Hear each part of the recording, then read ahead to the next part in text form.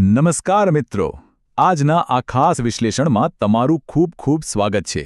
આજે આપણે કોઈ સામાન્ય પુસ્તકની વાત નથી કરવાના, પણ એક એવી ઐતિહાસિક સફર પર જવાના છીએ જેણે માત્ર આપણા દેશ જ નહીં પરંતુ આખી દુનિયાની વિચારધારા બદલી નાખી.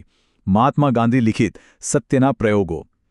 તમે જુઓ, સામાન્ય રીતે પુસ્તકો આપણે વાંચીને મૂકી દેતા હોઈએ છીએ, ખરું ને?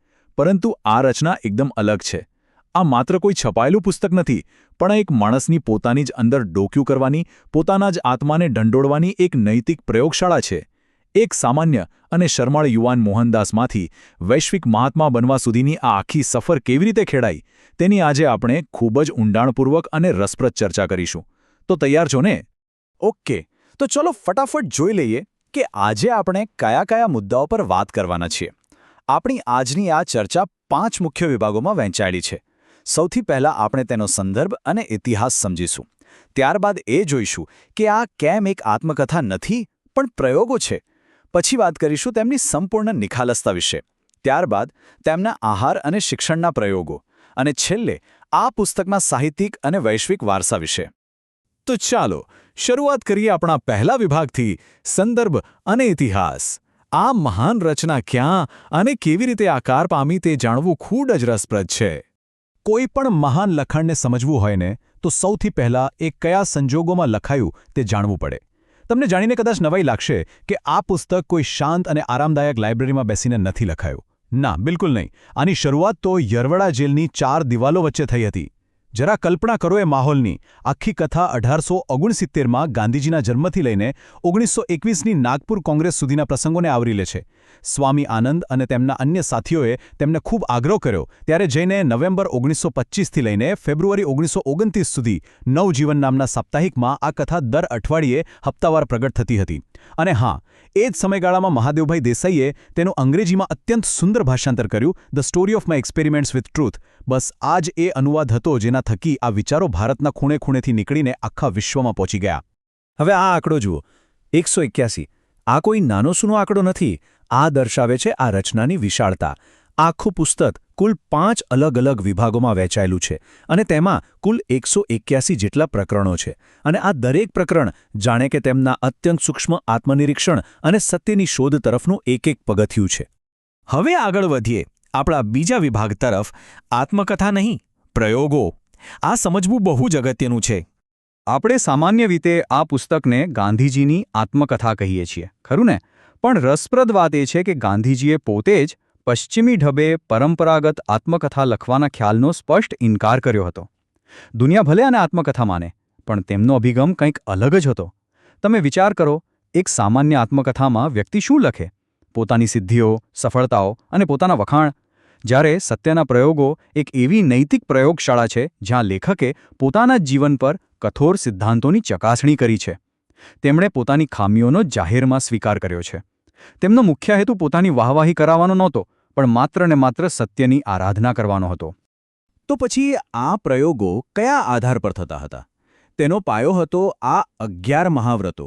સત્ય, અહિંસા, બ્રહ્મચર્ય, અસ્તે એટલે કે કોઈપણ પ્રકારની ચોરી ન કરવી, અને અપરિગ્રહ એટલે કે જરૂરિયાત કરતાં વધારે વસ્તુઓનો સંગ્રહ ન કરવો. આ સાથે જાતે જ મહેનત કરવી અને સર્વધર્મ સમભાવ જેવા વ્રતો પણ સાબરમતી આશ્રમની રોજિંદી પ્રાર્થનાનો એક અવિભાજ્ય હિસ્સો હતા. અને મિત્રો, આ માત્ર બોલવા પૂરતા શબ્દો નહોતા. આ વ્રતો તેમના રોજબરોજના જીવનમાં થતા પ્રયોગોની એક મજબૂત અને અતૂટ સીમારેખા હતા. આ જ આપણને લઈ જાય છે ત્રીજા વિભાગ પર, સંપૂર્ણ નિખાલસતા. કદાચ આખા પુસ્તકનો સૌથી ચોંકાવનારો હિસ્સો. સાહિત્ય જગતમાં તમે ઘણા પુસ્તકો વાંચ્યા હશે, પણ આ પુસ્તકમાં જે નિખાલસતા છે ને, તે તમને બીજે ક્યાંય ભાગ્યે જ જોવા મળશે. કોઈપણ જાતના ફિલ્ટર વગર, ઢાક પીછોડા વગર પોતાનું સત્ય બોલવાની હિંમત અહીં દેખાય છે. ઉદાહરણ તરીકે તેમના હાઈસ્કૂલના દિવસોની આ કબૂલાત જ જુઓ. તેમના હેડમાસ્ટર હતા દોરાબજી એદલજી ગિમી સાહેબ. તેમણે વિદ્યાર્થીઓ માટે વ્યાયામ અને ક્રિકેટ ફરજિયાત કર્યા હતા. અને ગાંધીજીને આનો સખત અણગમો હતો. પોતાની શરમાળ પ્રકૃતિના કારણે તેમને કસરત કરવી બિલકુલ નહોતી ગમતી. એટલું જ નહીં, તેમણે એકદમ નિખાલસપણે લખ્યું છે કે તે સમયે તેમના મનમાં એવો ખોટો વિચાર પણ હતો કે શિક્ષણ અને કસરતને તો વળી શું લેવા દેવા. પાછળથી તેમણે જાહેરમાં સ્વીકાર્યું કે એ તેમની બહુ મોટી ભૂલ હતી. અને આ જ તો તેમની ખરી મહાનતા છે.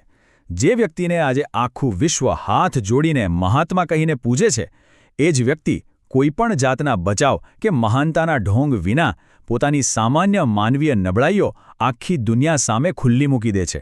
ખરાબ મિત્રોની સંગતમાં આવીને માંસાહાર કરવો હોય, છુપી રીતે બીડી પીવાનો શોખ પૂરો કરવો હોય કે પછી પોતાનું દેવું ચૂકવવા માટે પોતાના જ સગા ભાઈના કડામાંથી સોનાની ચોરી કરવી હોય, આ બધી જ ખામીઓનું વર્ણન તેમણે અત્યંત પારદર્શક રીતે કર્યું છે. આવી નિખાલસતા લાવવી એ ખરેખર લોઢાના ચણા ચાવવા સમાન છે. ચાલો હવે વિભાગ 4 તરફ વળીએ. આહાર અને શિક્ષણના પ્રયોગો. તેમણે પોતાના શરીર અને મન પર કેવા અખતરા કર્યા તે સમજીએ. તેમના સિદ્ધાંતો માત્ર કાગળ પર નહોતા. માનસિક વિચારોની સાથે સાથે તેમણે શારીરિક સ્તરે પણ ઘણી શોધ અને અજમાઈશ કરી હતી. ખાસ કરીને તેમના આહારના પ્રયોગો. અન્નાહાર, ફળાહાર અને સૌથી મોટી વાત, દૂધનો ત્યાગ કરવો. આ બધું કોઈ રાતોરાત લીધેલો સામાન્ય નિર્ણય નહોતો. આ અત્યંત સચોટ રીતે નોંધાયેલા તબીબી અને આધ્યાત્મિક પ્રયોગો હતા. તેમનો એવો દ્રઢ વિશ્વાસ હતો કે કોઈ પણ આધ્યાત્મિક સાધક માટે પોતાના ખોરાક પર કાબૂ હોવો ખૂબ જ આવશ્યક છે. કારણ કે તમે જેવો ખોરાક લો છો તેની સીધી અસર તમારા આત્મા અને તમારી ઇન્દ્રિયોના સંયમ પર પડે છે. અને આ બાબતે તેમની ઉપવાસની વ્યાખ્યા ખૂબ જ ક્રાંતિકારી હતી. ઉપવાસ એટલે શું? માત્ર ભૂખ્યા રહેવું? ના. પોતાના જ અનુભવ પરથી તેમણે સ્પષ્ટ લખ્યું છે કે જો શારીરિક ઉપવાસની સાથે તમારું મન ઉપવાસ ન કરતું હોય, એટલે કે મનમાંથી હજુ પણ સ્વાદની કે બીજી લાલસા જતી ન હોય, તો એવો શારીરિક ઉપવાસ સંપૂર્ણપણે દંભ છે. એનાથી ફાયદો થવાને બદલે નુકસાન જ થાય છે. મતલબ કે જ્યાં સુધી મનમાં શિસ્ત નથી ત્યાં સુધી માત્ર શરીરને કષ્ટ આપવાનો કોઈ અર્થ નથી. અંતે આપણે આવી પહોંચ્યા છીએ આપણા 5મા અને છેલ્લા વિભાગ પર, સાહિત્યિક અને વૈશ્વિક વારસો. યરવાડા જેલમાં લખાયેલી આ એક અત્યંત અંગત ડાયરીએ સાહિત્યમાં કેવી રીતે આખો નવો યુગ શરૂ કર્યો તે સમજવું ખરેખર રોમાંચક છે. સાહિત્યિક દ્રષ્ટિએ જોઈએ તો વિવેચકો ગુજરાતી ભાષામાં આ લેખન શૈલીને સાધુ ગદ્ય તરીકે ઓળખાવે છે. સાધુ ગદ્ય એટલે શું? એક એવી શૈલી જેમાં કોઈ બિનજરૂરી શબ્દોનો આડંબર ન હોય, કોઈ ભારેખમ વ્યાકરણ ન હોય કે કોઈ મોટા મોટા અલંકારો ન હોય. તેમની ભાષા અને તેમનું જીવન બંને એકદમ સીધા, સાદા અને કાચ જેવા પારદર્શક હતા. આનું કારણ એ હતું કે છેવાડાનો સામાન્યમાં સામાન્ય માણસ પણ તેને સહેલાઈથી સમજી શકે. અને સાચું કહું તો સાદગીમાં જ સૌથી મોટી તાકાત હોય છે. આ પુસ્તક અને આ જીવનનો પ્રભાવ માત્ર ભારત પૂરતો સીમિત ન રહ્યો, તેણે આખી દુનિયાને પ્રભાવિત કરી. આલ્બર્ટ આઇન્સ્ટાઈન જેવા મહાન વૈજ્ઞાનિકનું આ પ્રખ્યાત વાક્ય જ લઈ લો.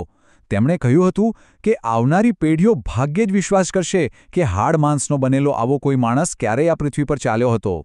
આ આત્મકથા માત્ર આપણા માટે જ નહીં, પરંતુ નેલ્સન મંડેલા અને માર્ટિન લ્યુથર કિંગ જુનિયર જેવા વિશ્વના મહાન ક્રાંતિકારીઓ માટે પણ એક અખૂટ માર્ગદર્શક દીવાદાંડી બની ગઈ. તો મિત્રો, આ ઐતિહાસિક અને અદ્ભુત સફરના અંતે હું તમને એક મોટો પ્રશ્ન પૂછવા માંગુ છું. જરા શાંતિથી વિચારજો. શું આજના આ આધુનિક સોશિયલ મીડિયાના દેખાવડા અને ઝડપી સમાજમાં આપણામાંથી કોઈનામાં પણ પોતાના જીવન સાથે આવા એકદમ પારદર્શક અને કઠોર સત્યના પ્રયોગો કરવાની હિંમત બચી છે ખરી? આપણે બધાએ ખરેખર આ આત્મનિરીક્ષણ કરવાની જરૂર છે. જો તમને આજના આ અદ્ભુત વિશ્લેષણ, આ સુંદર રંગીન ચિત્રો અને એનિમેટેડ શૈલી સાથેની 3D પ્રસ્તુતિ પસંદ આવ્યું હોય તો જ્ઞાનની આ અદ્ભુત સફરમાં જોડાયેલા રહેવા માટે મારી આ ચેનલ ગુજરાતી સાહિત્યને સબસ્ક્રાઇબ કરવાનું બિલકુલ ભૂલતા નહીં. અને હા, આ વિડિયો તમારા મિત્રો અને પરિવારજનો સાથે ચોક્કસ શેર કરજો, જેથી તેઓ પણ આ મહાન વારસાને સમજી શકે. તમારો ખૂબ ખૂબ આભાર. જલ્દી જ મળીશું એક નવા અને રસપ્રદ વિશ્લેષણ સાથે. આવજો.